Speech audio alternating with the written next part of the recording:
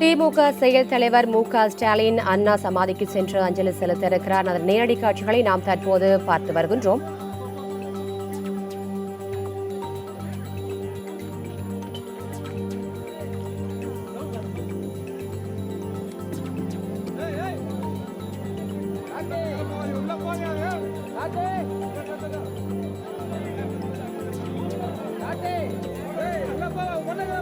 திமுகவின் செயல் தலைவராக அறிவிக்கப்பட்டுள்ள மு.க.ஸ்டாலின் சென்னை மெரினா கடற்கரையோரம் அமைந்திருக்கும் பேரறிஞர் அண்ணாவின் நினைவிடத்தில் மரியாதை செய்கிறார். இதன் நேரலையை இப்போது நாம் பார்த்து வருகின்றோம்.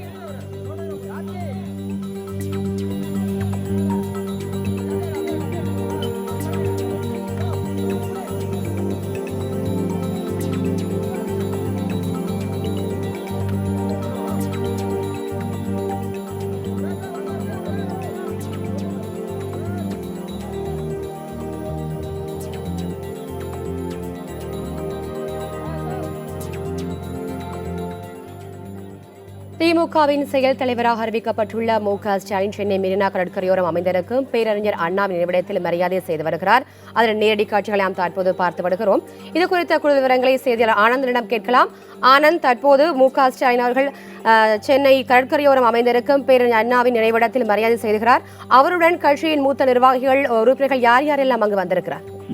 வணக்கம் ரத்திகா. திமுகவுடைய செயல் தலைவராக திமுக பொருளாளரும் சட்டமன்றத்தினுடைய எதிர்க்கட்சி தலைவர் ஸ்டாலின் இருந்து வருகிறார். இப்பொழுது செயல் தலைவராக காலையில் பொதுக்குழு ஒருமனதாக தீர்மானம் நிறைவேற்றப்பட்டது.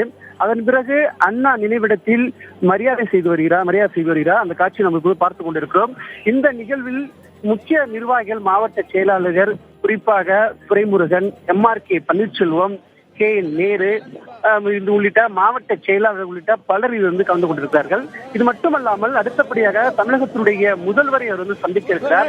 தமிழகத்தில் நடக்கக்கூடிய அரசு இப்பொழுது விவசாயிகள் தற்கொலை, அது மட்டுமல்லாமல் ஜல்லிக்கட்டு நடத்துவதற்கான மத்திய அரசிடம் தமிழக அரசு வலியுறுத்த வேண்டும் என இந்த கோரிக்கையை முன்வைப்பதற்காக இந்த சட்ட நேரத்தில் தமிழகத்தினுடைய முதல்வர் ஓ. பன்னீர்செல்வம் சந்திக்க இருக்கிறார். அது மட்டுமல்லாமல்